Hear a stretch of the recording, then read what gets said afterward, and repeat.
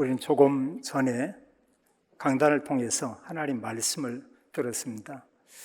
정말 우리가 그런 말씀을 가지고 산다면 굉장한 하나님의 이런 축복하심을 우리가 체험하게 될 것입니다.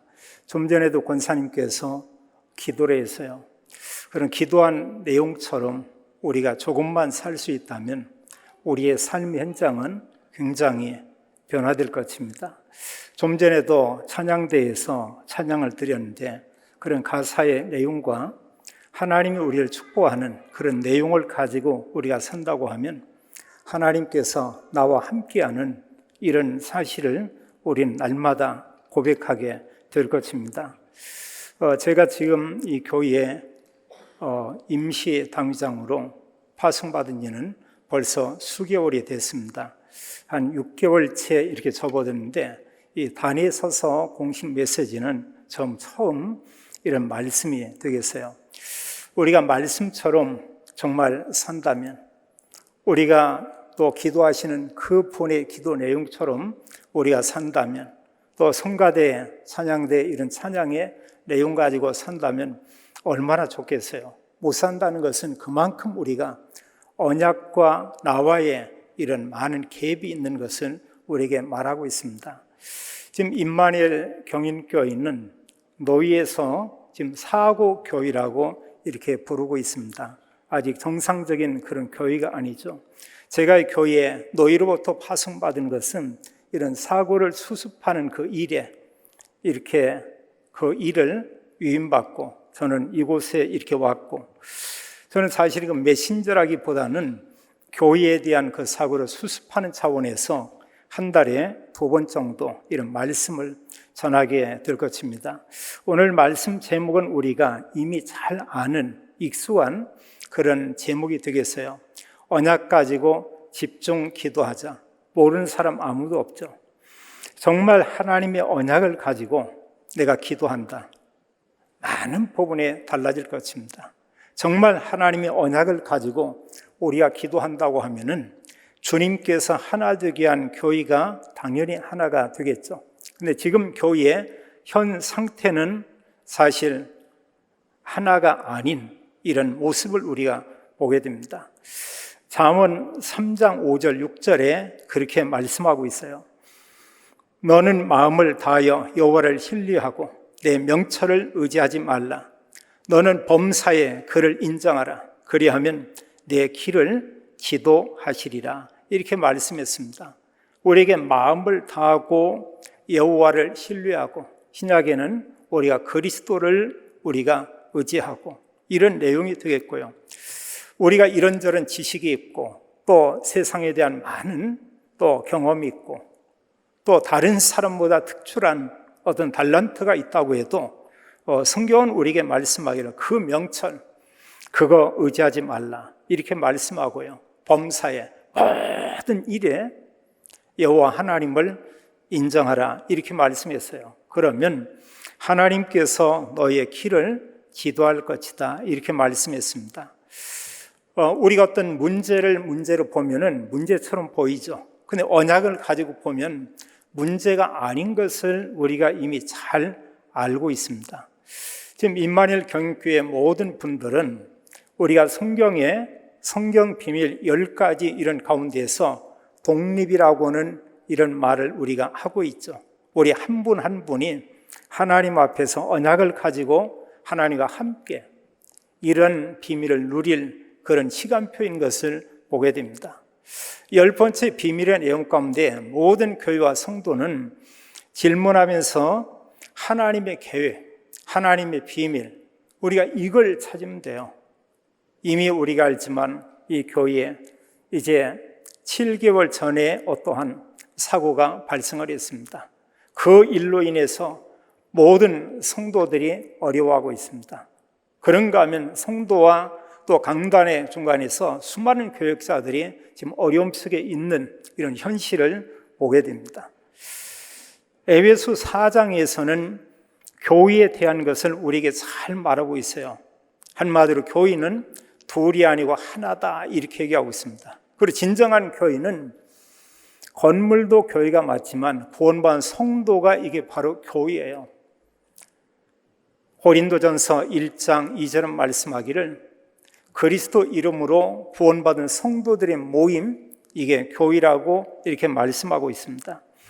에베소서 4장 2절 3절은 말씀하기를 모든 겸손과 온유로 하고 오래 참음으로 사랑 가운데서 서로 용납하고 평안에 매는 줄로 성령이 하나 되게 하신 것을 힘써 지키라 이렇게 말씀을 했어요. 여기 모든 겸손, 또 온유로 하고 또 오래 참음으로, 그러면서 사랑 가운데서 서로 용납하고 평안에 매는 줄로 성령이 하나 되게 하신 것을 힘써 지키라. 여기 성령께서 하나 되게 하신 거, 이게 뭐냐? 이게 바로 교회입니다. 여기 오늘 예배 드리는 모든 성도와 임마누엘 교회 모든 성도들은 마음에 담고 기억해야 될 게 있어요. 주님께서 하나 되게 하신 이 교회가 하나 되게 하는 그 일에 우리가 마음을 모아야 되겠고요. 우리가 또한 힘써야 되겠습니다. 사도행전 1장 14절에 보게 되면 우리가 잘 알지만 그 당시에 예수는 그리스도, 이렇게 고백하는 자들에게 많은 어려움들이 있었습니다. 이런 정치적으로 또 종교적으로 또 수많은 유대인들의 이런 핍박이 이렇게 있었죠. 어느 정도냐? 사실 어느 사람은 그리스도, 이것 때문에 순교당하는 그런 사람이 있고요. 또 어느 사람들은 모든 재산을 포기하고 아예 타국으로 멀리 떠나는 이런 사람들이 있었습니다. 이만큼 그 교회에 대한 큰 박해가 있었던 것을 우리가 이미 잘 알고 있습니다. 이런 어려움 가운데서 교회는 어떤 일을 했냐? 사도행전에 보게 되면 이들은 언약의 말씀을 가지고 간절히 기도했다고 했어요. 1장 14절은 그들이 언약 가지고 마가 다락방에 모였습니다. 성경 기록하기를 그렇게 말하고 있어요. 모인 그 모든 사람들이 마음을 같이하여 이렇게 말했습니다. 한 마음이죠. 두 마음이 아닙니다. 한 마음으로 이들이 모여서 오로지 기도에 힘쓰니라 이렇게 말씀을 했어요. 저는 묻겠어요. 정말로 교회를 위해서, 교회가 하나 되기 위해서 여기에 모인 모든 분들이 얼마나 기도했는가? 또 여기에 모인 사람 중에 정말로 이런 일을 위해서, 교회를 위해서 금식하며 기도하고 또 정말로 집중해서 기도하고, 제가 소식을 듣기는 2주 동안 이런 기도, 나름대로 어떤 기도를 한다. 그렇지만 사실 그 안에서 우리가 기도할 수도 있고 전혀 기도하지 못한 이런 사람도 있을 것입니다. 우리가 기도하지만 중요한 것은 하나님 언약 붙잡는 이런 기도가 참 중요하죠. 우리가 사는 일 가운데 많은 일들이 이렇게 있게 됩니다. 좋은 일도 있죠. 반면에 나쁜 일도 있습니다. 뭔가 좀 기쁜 일이 있습니다. 슬픈 일도 적지 않게 많이 있습니다. 한마디로 오늘날 이 시대에 우리가 세상을 사는데 별의별 일들이 참 많아요. 어느 때는 너무나 충격적인 이런 말도 우리가 듣기도 합니다. 어느 형제가 너무 힘들어하는 모습을 이렇게 봤습니다. 뭔가 했더니 자기와 가장 친한 친구가 삶을 포기했다고 그런 얘기를 합니다. 힘들겠죠. 늘 만나고 함께 밥을 먹고 오랫동안 같은 시간을 보냈는데 그 친구는 어쨌든 삶을 포기했습니다. 그건 힘들었다는 그런 얘기죠. 이 친구는 뭐냐면 분명히 내 친구가 그렇게 힘든데 그걸 내가 잘 몰랐다. 또 사실 그러다 보니까 그를 또 돕지도 못했다. 이제 이런 부분에 대해서 마음이 아픈 거예요. 여러 가지 많은 이런 일들이 이렇게 있습니다. 우리는 말씀 가운데 그동안 문제, 갈등, 위기, 여기에 대한 답에 대한 말씀을 우리가 들었습니다. 우리가 생각을 해보세요. 성경 안에도 믿음의 사람들에게 많은 일들이 있었죠. 시대마다 어려움이 있었습니다. 7명의 렘넌트 많이 어려웠죠. 히브리서 11장에는 구약의 믿음의 사람들 수십 명의 이름들이 기록되어 있습니다. 그 시대에 생명을 내놓고 사실은 복음을 전했던 그런 믿음의 사람들이죠. 초대교회 우리가 잘 알지만 얼마나 그 어려웠습니까? 이런 가운데 그들은 분명한 답을 가지고 있었어요. 답이 없다면 얼마나 답답하겠어요. 물론 교회 밖에 세상엔 답이 없을 수 있습니다. 근데 교회 안에는 얼마든지 답이 있어요. 성경은 말하고 있습니다. 성경은 말씀하기를 모든 문제는 하나님 떠나면서 모든 문제가 다 왔다. 그게 창세기 3장이죠. 그렇다면 모든 문제의 답은 뭐냐? 하나님 만나면 모든 문제는 끝나죠. 그래서 그리스도이신 예수님께서 십자가에서 죽으시면서 마지막에 말씀한 그 말씀이 뭐냐? 다 이루었다 하시고 영원히 돌아가시니라. 이렇게 말씀을 했습니다. 창세기 3장의 문제를 끝냈어요. 또 그리스도께서 말씀한 그대로 3일 만에 부활했습니다. 그것은 예수님이 그리스도 맞구나. 이걸 모든 사람이 알게 한 거예요. 우리가 잘 알지만 지금은 성령으로 우리와 함께 계시죠. 우리는 늘 고백했습니다. 모든 문제의 답, 오직 그리스도. 맞잖아요. 모든 문제의 답은 오직 그리스도다. 이게 진정한 그리스도인의 그런 고백입니다. 또 우리는 이런 문제뿐 아니고 사실 우리가 이런 사는 가운데 때로는 뜻하지 않은 많은 여러 가지 일들을 우리가 접하는 것을 보게 됩니다. 이런 가운데요, 특히 문제가 생기면 당연히 거기서 많은 갈등들이 오게 돼요. 갈등 가운데 어떤 갈등이 크냐? 사람과 이런 갈등입니다. 직장에서 갈등, 그건 또 다른 얘기예요. 그런데 문제는 교회 안에서의 갈등, 이것은 생각보다 굉장히 길게 갑니다.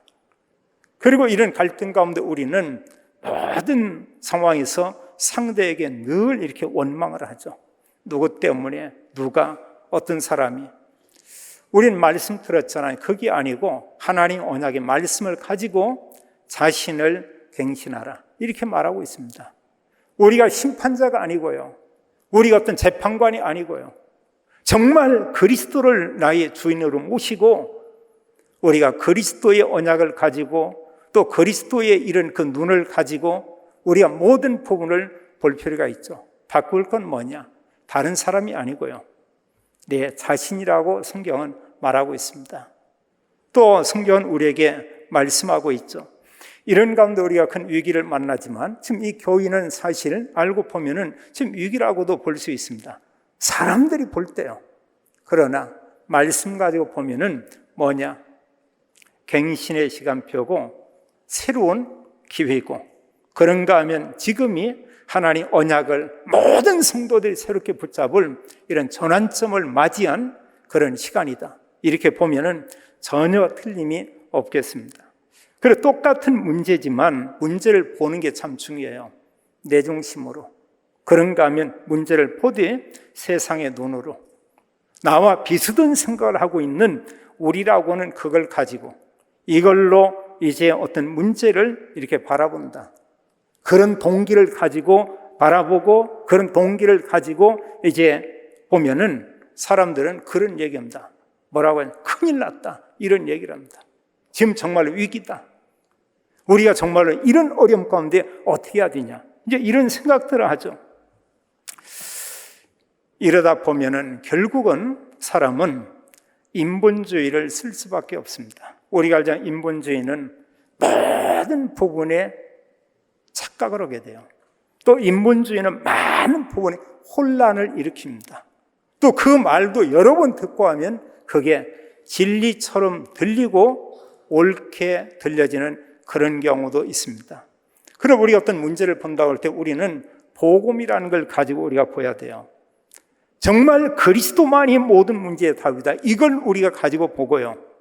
그런가 하면 성삼위 하나님의 이런 중심을 가지고 우리가 볼 필요 있습니다. 그것은 말씀을 가지고 그리스도 언약을 가지고 그런가 하면 성령의 이런 인도 가운데 하나님이 하시는 이런 일을 우리가 볼 수 있어야 돼요. 그것은 다른 말로 하면 우리가 하나님의 계획, 이걸 우리가 찾는 것입니다.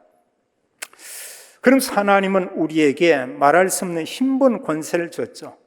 어떤 문제가 온다고 해도, 태풍이 오든 아니면 뭐 여러 가지 경제적인 큰 어려움이 오든 우리 주변에 변한 게 있을 수가 있어요. 그럼 변치 않는 게 있습니다. 하나님의 자녀, 그거 바뀌지 않아요. 하나님께서 우리에게 주신 신분 권세 바뀌지 않습니다. 그런가 하면 하나님께서 나와 함께하는 이런 중요한 축복 바뀌지 않아요. 오히려 그 하나님께서 우리를 더더욱 사랑한다고 성경은 그렇게 말씀하고 있습니다. 그래서 우리가 복음을 가지고 모든 걸 봐야 뭘 볼 수 있냐? 하나님의 계획, 이걸 보게 됩니다.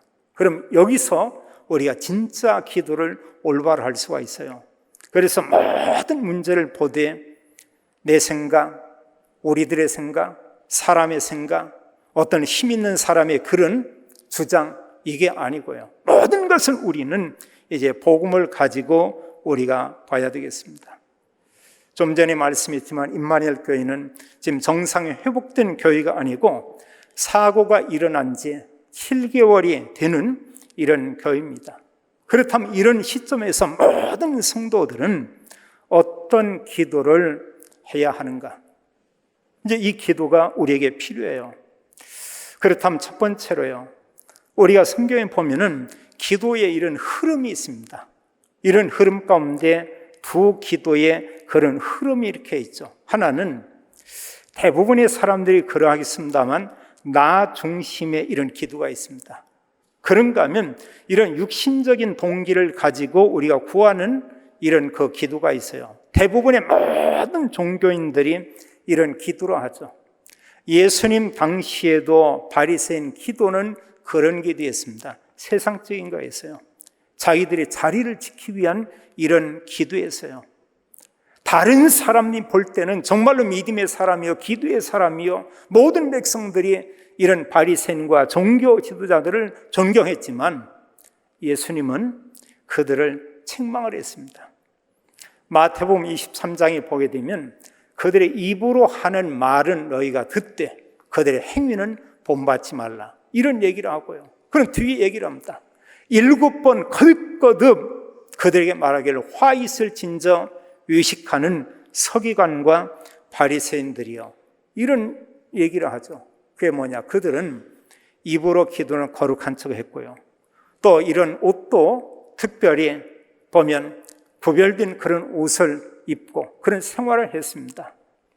사람들은 속아 넘어갔죠. 그런데 그리스도께서 보실 때는 그게 전혀 아니고 있습니다. 오히려 복음을 가로막고요, 그 사람들의 영적 생활을 방해하고요, 그들의 가진 것을 탈취하고, 이게 예수님 당시의 종교 지도자들의 그런 모습이었죠. 그럼 마태복음 6장에 보게 되면 기도하는데 자꾸 사람이 보이려고 그 기도하지 마라. 금식할 때도 뭔가 내가 기도한 티를 사람들에게 이렇게 내지 마라. 기도하되 하나님 앞에 하나님께 기도하라, 이렇게 말하고 있죠. 우리가 너무 사람 크게 의식할 거 없습니다. 그럼 우리가 의식해야 될 분이 있어요. 하나님만큼은 의식해야 되겠죠. 내가 기도할 때 하나님은 나의 기도를 지금 들으신다. 나의 연약함을 아시는 하나님께서는 나에게 하나님 힘을 주시기 원한다. 또 내가 놓치고 있는 신분 권세를 하나님이 다시 회복하기를 하나님 원하고 있다. 그리고 주님께서는 그런 얘기합니다. 어떤 기도하냐? 주기도문에 대해서 얘기하고 있죠. 딴 게 아니고 합니다. 하나님 나라와 의를 구하는 그런 기도. 또 마태복음 6장 33절에는 어떤 기도하냐? 너희는 먼저 그의 나라와 그의 의를 구하라. 그리하면 이 모든 것을 너희에게 더하여 주시리라. 모든 성도가 당당히 말씀을 가지고 하나님께 정말 기도하고, 모든 교회 성도들이 원리스 되기 위해서 정말 하나님께 기도하라. 하나님이 그 기도를 들으신다고 말씀하고 있습니다. 교회가 어려움이 올 때 외부의 핍박으로 어려움이 오는 경우가 있고요, 또 교회는 교회 자체에서 내분으로 어려움이 오는 이런 경우 있습니다. 핍박이 일어날 때 교회는 하나가 돼요. 원리스가 됩니다. 그리고 모든 흑암의 세력을 완전히 꺾습니다. 문제는 교회 안에 내분이 일어나면 이것은 쉽지가 않아요. 왜냐하면 모든 사람들이 본인들이 성령이 인도받는다고 얘기합니다. 또 그리스도 이름을 기도합니다. 근데 문제는 뭐냐면 우리 편은 이게 옳은 거예요. 저쪽 편은 틀린 거고 옵니다. 하나님 보실 때는 뭐라고 하겠어요? 하나님께서 보실 때는 옳은 기도가 아니죠. 주님께서 교회에 대해 말씀하기를 교회는 한 몸이다 말씀하고 있고요. 사도행전 20장 28절은 말씀하기를 하나님께서 자기의 핏값으로 사서 세운 게 이게 교회다 이렇게 말씀했습니다. 예수님께서는 교회에 대해 말씀하기를 마태복음 16장 17절 이하에 말씀합니다. 18절에 말씀하기를 이 반석 위에 내 교회를 세우리니 음부의 권세가 이기지 못하리라. 이게 교회예요. 근데 내분이 생기고 올 때 거기에 성령도 역사하겠습니다만 거기에 사단이 틈타고 사탄이 역사합니다. 여기에 다 속아 넘어가요. 우리 편은 옳던 글던 성령의 역사처럼 생각하고 있습니다. 옳은 거 아니에요. 저는 군포에서 직장을 다니며 한 10여 년 동안 거기에 있었습니다.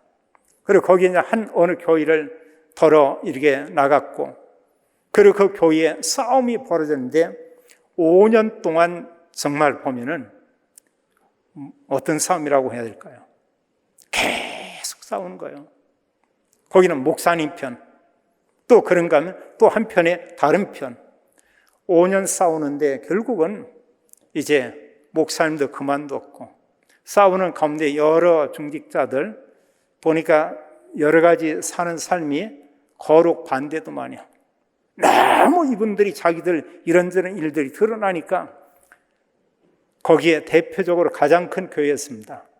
장로님 한 분 남고 중직자들이 어디로 쥐도 새도 모르게 다 이사를 갔어요. 많은 성도들이 흩어졌습니다. 그 이후에 많은 지금 렘넌트들이죠. 그들이 상처를 받고 교회에 다니지 않겠다고 이랬습니다. 신학을 다니던 학생은 그만뒀습니다. 제가 물었어요. 왜냐? 하나님은 없다고 했습니다. 그런가 하면 하나님이 있다고 하면 그 하나님은 죽었다고 했습니다. 자기는 자기 부모를 보면서 또 교회에 가서 여러 성도와 중직자들을 보면서 교회 안에는 하나님이 없다. 그 이후로도 10년 이상이 지났는데 그 장로님 아들은 끝내 교회에 돌아오지 못하는 이런 모습을 봤습니다. 사탄은 완전 교회를 이렇게 무너뜨리죠. 엘리야 시대에 하나님 언약 가진 선지자 하나, 바알과 아세라 선지자 850명이 있었습니다. 그들 역시도 우리가 하나님께 기도한다 이런 생각을 했어요. 자기들은 하나님의 선지자라고 이렇게 얘기하고 있었습니다. 그럼 우리가 잘 알잖아요. 엘리야 한 사람, 그가 하나님의 선지자였어요. 우리가 틀린 기도하면 거기 응답이 오지 않아요. 또 틀린 기도하는데도 응답이 옵니다. 아예 응답이 안 오면 모르는데 오기 때문에 많은 사람들이 착각을 하게 되죠. 그럼 이제 그 사람들이 그런 얘기합니다. 뭐냐? 나는 언약 가지고 언약 기도하고 있다. 이렇게 생각을 해요. 이단들도 자기들이 언약 가지고 기도한다고 얘기합니다. 극단적인 신비주의자들도 자기들이 언약 가지고 기도한다고 얘기하고 있습니다. 그 기준이 뭐냐? 다른 게 아니고 나하고 맞냐 맞지 않냐 이게 기준이에요. 틀린 기도하면 모든 기준이 납니다. 그리스도가 아니고요, 성경이 아니고 나하고 맞냐 맞지 맞으면 그건 내 편이고요, 옳은 사람이고요. 나하고 안 맞으면 그 사람은 다른 편이고요, 다른 사람이고요. 거기에는 사탄이 역사하고요. 교회 안에서도 얼마든지 이런 일들이 일어날 수가 있어요. 이런 문제가 생기면 사실 모든 사람들의 이런 보이지 않았던 영적 상태 내면 이걸 볼 수가 있습니다. 서로가 서로를 볼 수도 있고 본인이 볼 수도 있고요. 그런데 거의 대부분의 본인들이 잘 모릅니다. 옳든 글든 떠나서 내가 지금 생각하는 그것은 다 옳은 거라고 이렇게 생각을 하죠. 그 가운데 틀린 기도에 응답이 오죠. 역사를 하죠. 성경 말하기를 그때 누가 역사하냐?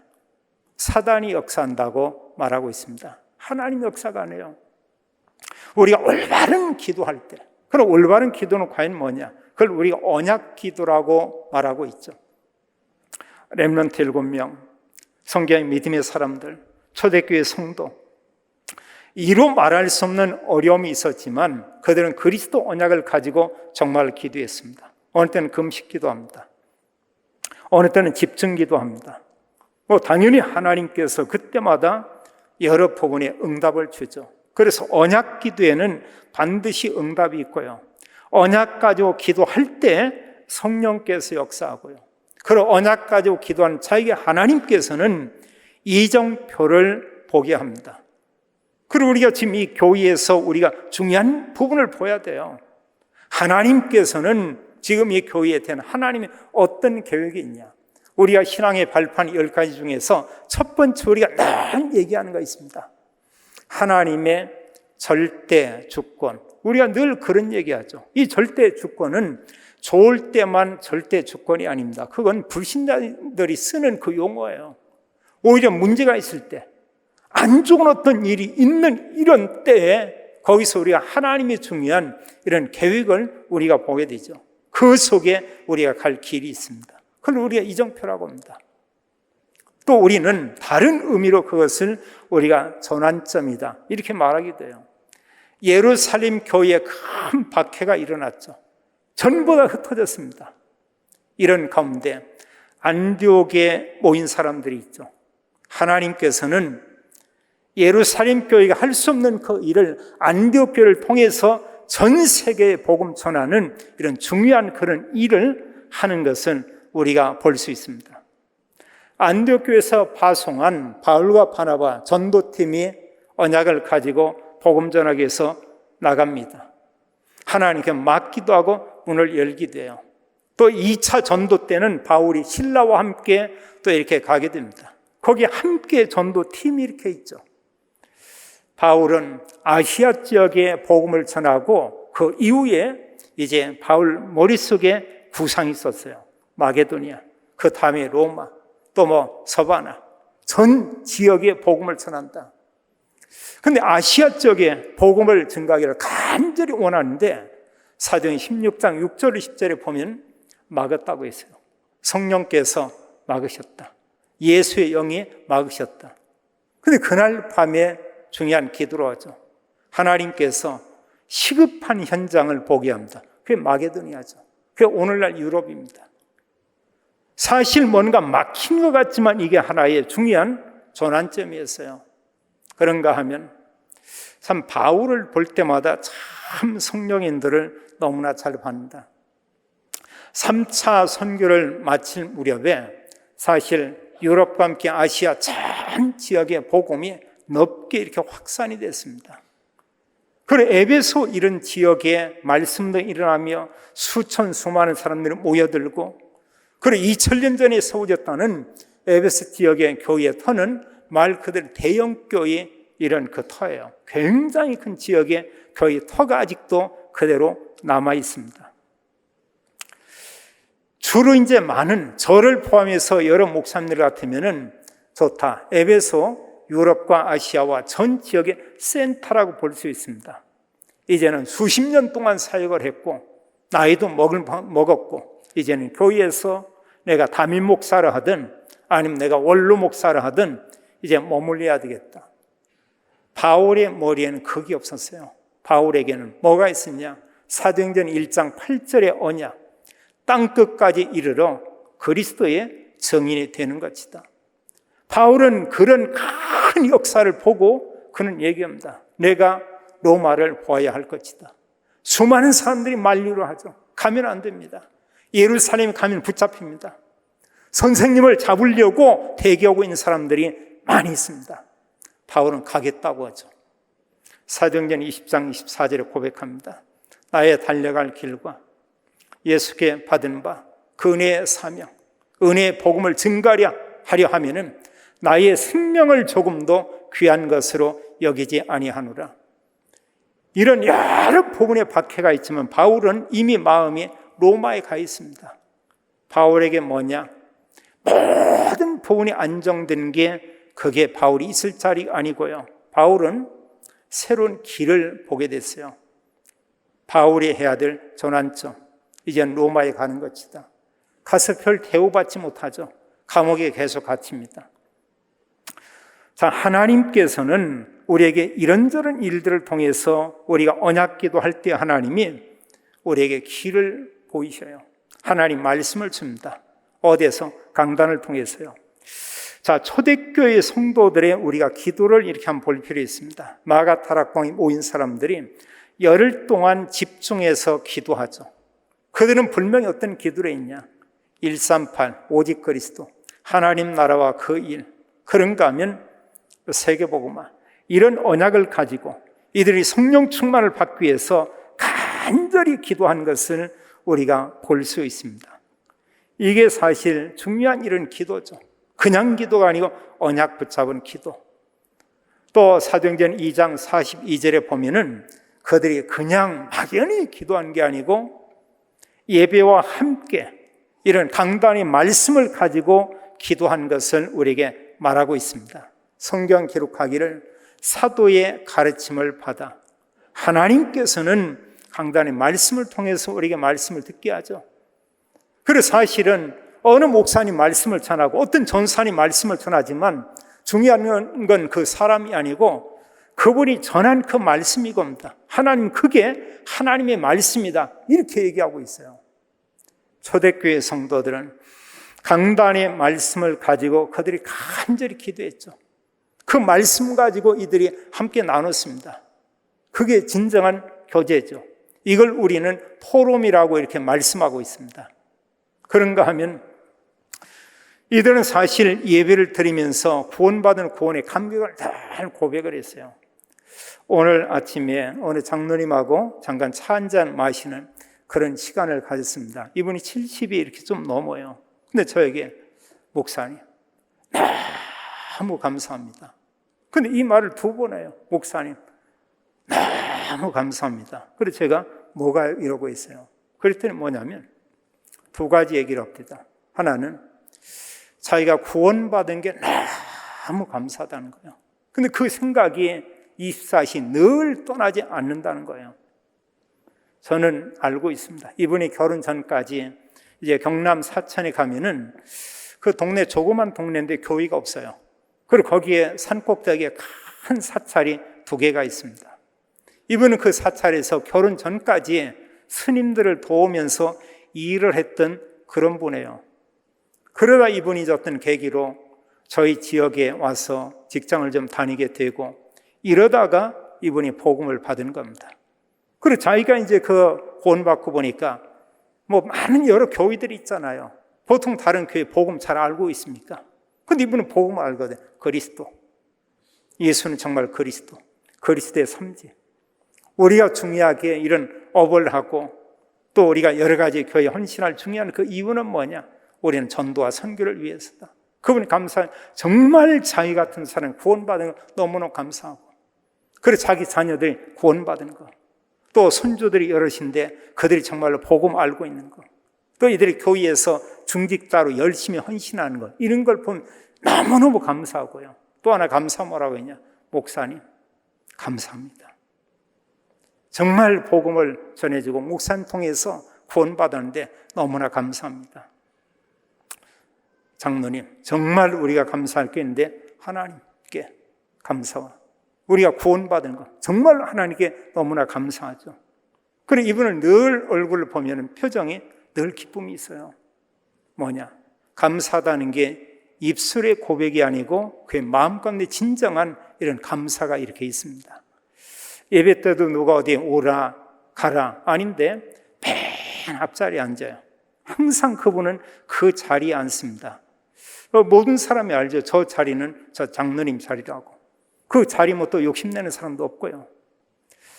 우리가 정말 구원받았다, 이게 사실 떡을 떼며 이게 구원에 대한 겁니다. 그걸 딱 기억하면서 감사합니다. 그리고 이들은 오로지 기도에 힘쓰니라 이러고 있어요. 임마누엘 교회 모든 성도들은 이제 우리가 오로지 기도, 이 속에는 사실 집중이라는 내용이 함께 담겨져 있습니다. 우리가 집중 기도해야 돼요. 저는 교회 일이 불과 수개월 동안 안에 진작 빨리 끝낼 걸로 알고 있었습니다. 그럼 몇 차례 와서 당회를 인도했고, 그러다 2주 전부터 해서 제가 이 교회에 오게 됐고, 앞으로 한 달에 2번 정도는 이제 임마누엘 교회에 이렇게 방문하게 될 것입니다. 우리가 정말 기도해야 돼요. 오늘 같은 경우도 한 4시가 채 안 되는데 눈이 떠져요. 근데 모르겠어요. 이것은 병이면 병인데 이게 어떤 병이냐? 다른 게 아니고요. 계속해서 빨리 임마누엘 교회 이런 부분이 안정화되고 정상되어야 하는데, 제가 속으로 그런 생각이 있습니다. 임마누엘 교회 장로님들이 임마누엘 교회를 위해서 시간적으로는 모르겠어요. 시간적으로는 저보다 많이 기도하겠죠. 내용적으로 정말로 집중하면서 나보다 더 기도하는 사람이 있을까 없을까? 주님은 아십니다. 2시든 3시든 4시든 일어나고 오면 이 부분과 또 임마누엘 교회 온다고 하면은 솔직히 잠이 안 와요. 오늘도 11시 예배 인도하고 또 오후 예배 인도하고 왔습니다. 그 전까지도 제가 설교할 그 강단보다는 이 교회에 와서 말씀 전할 내용, 이거 생각 외에는 다른 생각이 안 나요. 오히려 강단 말씀에 저희 교회에 집중해야 되는데 거기에는 한 50%를 하면 이쪽에는 거의 100% 정도, 이게 담겨지고 오는 겁니다. 하나님께서 하셔야 합니다. 하나님, 임마누엘 교회는 정말 하나가 되어야 합니다. 여기 성경에도 말씀하기를 1장 14절에 그들이 한 마음이라고 이렇게 말하고 있죠. 더불어 마음을 같이 하여, 이게 한 마음이 겁니다. 2마음이 아니고요. 모든 성도들이 한 마음이 됐다. 한 언약을 가졌다는 거죠. 한 기도 제목을 이들이 가졌습니다. 그들이 에베소 4장의 말씀처럼 성령께서 하나 되게 하신 것, 그 교회, 이 교회가 하나 되게 하는 그 일에 그들이 힘을 쓰고 그들이 기도한 것을 성경은 우리에게 말씀하고 있습니다. 우리는 앞으로 모든 것을 우리가 하되, 때로는 어떤 중요한 말을 한다고 할 때는 우리가 늘 눈에 보이지 않지만 하나님 계신다, 하나님 앞에서, 이러면 우리의 말, 행동은 좀 다를 겁니다. 때로 우리가 보면 나쁜 짓 하세요. 근데 하나님 지금 지켜보고 있다. 하나님 앞에서 내가 지금 나쁜 짓 한다. 하세요, 하나님이. 또 하나님이 허락하면 그 짓 해라. 하세요. 그 짓이요. 또 우리는 기억해야 됩니다. 모든 부분에 우리가 그리스도 안에서, 우리가 모든 걸 보되 정말 복음을 가지고 복음에 유익이 된다고 하면 해야 되겠죠. 그럼 복음에 해가 된다고 하면 안 해야 되겠죠. 오늘도 한 분이 그런 얘기를 했어요.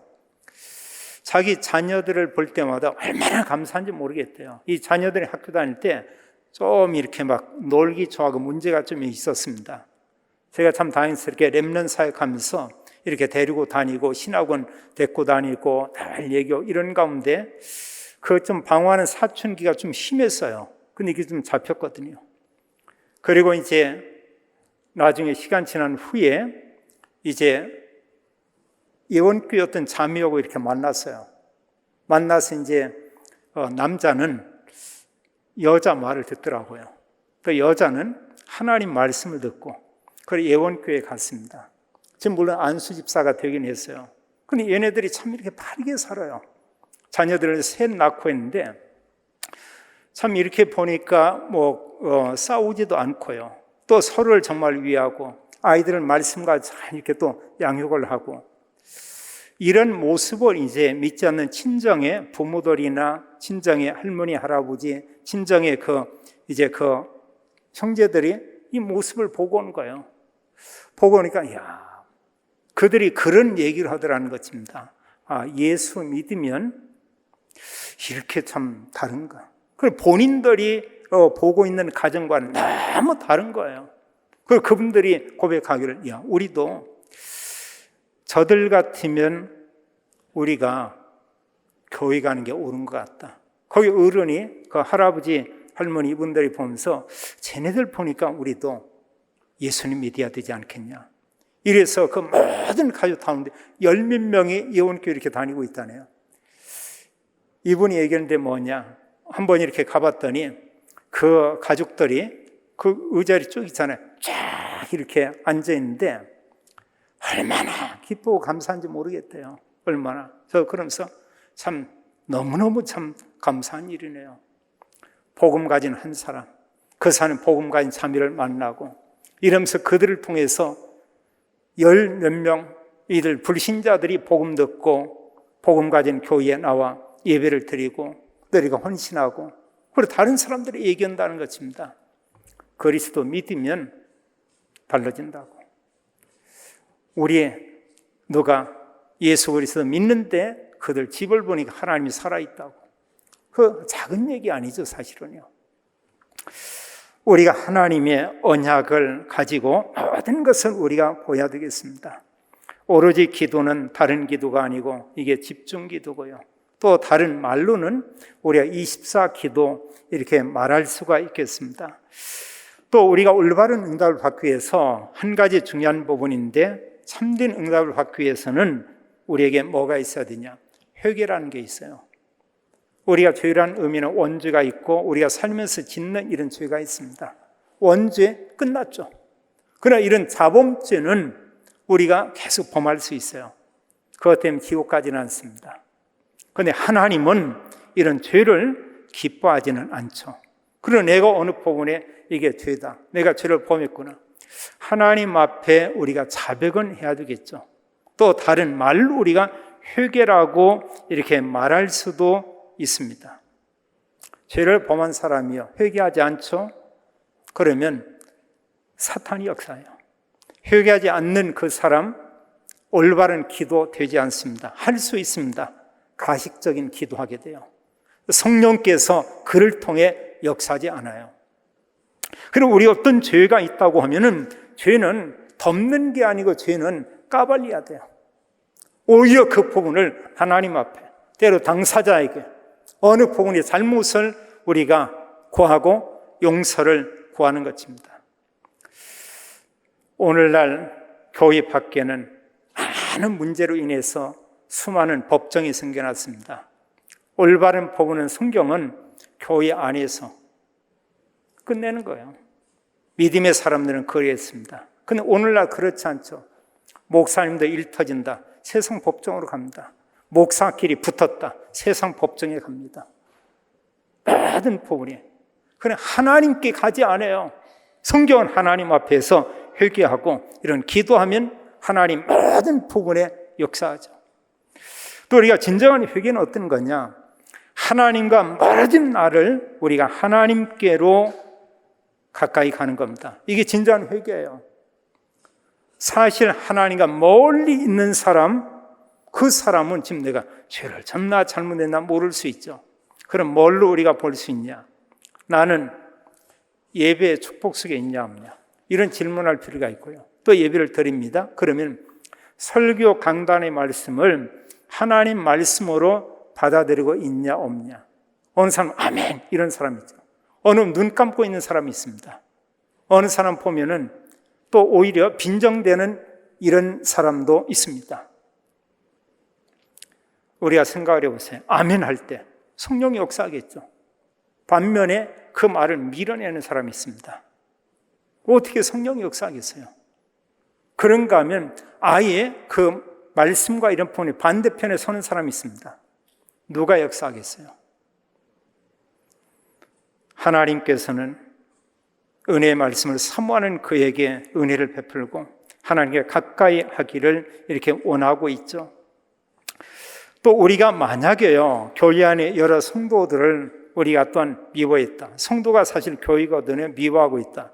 그 마음도 우리가 회개해야 됩니다. 성경은 뭐냐? 모든 사람들을 사랑하라 이렇게 말씀하고 있어요. 아까 말씀했듯이 에베소 4장 2절에 말씀하기를 그러니 오래 참음으로 사랑 가운데서 서로 용납하고 이런 얘기했어요. 이게 진정한 용납이면 이게 사랑입니다. 그 어떤 정도의 사랑이냐? 나는 정말 사람 사랑할 수 있는 그 힘에 이런 한계가 있죠. 우리의 사랑은 제한적입니다. 조건적입니다. 하나님의 그 사랑, 아가페 사랑, 아무 조건이 없죠. 우리가 아직 죄인 되었을 때 그리스도께서 우리를 위하여 죽으심으로 하나님께서 우리에게 대한 자기의 사랑을 확증하셨느니라. 로마서 5장 8절의 말씀처럼, 요한복음 3장 16절의 말씀처럼 우리를 사랑하사 그리스도를 보내고 우리를 사랑하사 우리가 죽을 자리에서 그리스도가 대신 죽으셨다. 그 사랑을 우리는 아가페 사랑이라고 이렇게 말하고 있습니다. 또 우리가 진정한 회개는 어떤 거냐? 내 생각, 내 주장, 이것을 우리가 버리고 하나님의 언약의 말씀, 이걸 우리가 붙잡는 게 올바른 회개고요. 이때 성령께서 역사하고 우리는 이때부터 성령의 인도를 받을 수가 있습니다. 마지막 세 번째로요, 우리가 이제는 하나님의 언약을 가지고 기도하는데 그 전에 우리가 기억을 해야 돼요. 어떻게 언약을 가지고 기도하냐? 내 주장, 내 생각, 내 이론, 내 경험, 내 방법, 이것을 우리가 멀리하는 겁니다. 그게 우선이 아니에요. 버릴 수 있으면 아예 완전히 버리면 됩니다. 내 주장을 버리고 하나님의 언약을 가지고 우리가 집중 기도하는 것입니다. 지금 세 번째 이런 부분은 우리가 이제는 하자, 이게 아니고 내 개인이 실천할 그런 내용이에요. 우리는 138 영원한 언약이죠. 우리는 237 세계 복음화의 언약을 우리는 붙잡고 있습니다. 하나님은 우리에게 강단을 통해서 하나님의 절대 언약을 붙잡게 하고 있어요. 그걸 가지고 우리가 기도하면 되겠고요. 우리가 두 번째에 집중하면서 기도할 것은 강단의 말씀입니다. 강단의 말씀 가지고 기도해야 돼요. 이 교회 강단의 메신저는 제가 아닙니다. 저는 임시 당회장으로 교회의 모든 일이 처리가 되면 저는 어느 날 바람처럼 사라집니다. 권 목사님께서 교회의 모든 이제 사역을 진행하게 될 것입니다. 여기에 많은 분들께 이런 얘기를 드리겠습니다. 직전 담임 목사님은 사실 본인이 이 교회에 사표를 냈어요. 또 본인이 노예에 탈퇴를 하고 신문에 공고를 했습니다. 총회 헌법과 노예 행정규칙을 가지고 노예에서 모여서 임시 노예를 했습니다. 그리고 노예에서는 결국 직전 담임 목사를 면직 처리를 했어요. 면직이라는 것은 목사직이 박탈된 것입니다. 박탈된 것입니다. 그래서 사실 직전 담임 목사는 이 교회와 아무 상관이 없고요. 노예와도 아무 상관이 없고요. 더 나아가서 상위 기관인 개혁총회와도 이미 모든 관계가 다 정리됐습니다. 이게 온 세상 모든 사람이 알리기 위해서 본인이 신문에 공고했습니다. 노예에서 결정된 내용도 일간 신문에 노예에서도 많은 돈을 들여서 공개를 했습니다. 공고를 했습니다. 또 기억해야 돼요. 이 교회에서 그동안 여러 성빙위원들이 14인의 성빙위원들이 성빙을 놓고 여러 번 모임을 가졌습니다. 그런 가운데 결정적으로 권정민 목사님을 담임 목사님으로 단독으로 성빙하기로 결정을 했고요. 이 내용을 비대위와 함께 당위에 이렇게 요청을 해서 지난번 당위의 모임에서 모여서 결정하기를 이제 권 목사님이 이 교회에 앞으로 담임 목사가 될 거에 대한 부분을 이제 당위에서 이렇게 가결을 했습니다. 이제 앞으로 남은 절차는 뭐 그냥 순서적으로 되는 것밖에 없어요. 제가 한번 마지막으로 공동의회를 개최하게 될 것입니다. 그런 후에는 이제 권정민 목사님이 이 교회 담임 목사의 일을 하게 되겠죠. 이 사실을 기억하고요, 모든 교회와 성도들은 이제는 원리스 되어야 되겠습니다. 지금 현재까지도 임마누엘 교회는 사고 교회고요, 지금 사고 처리 중에 있습니다.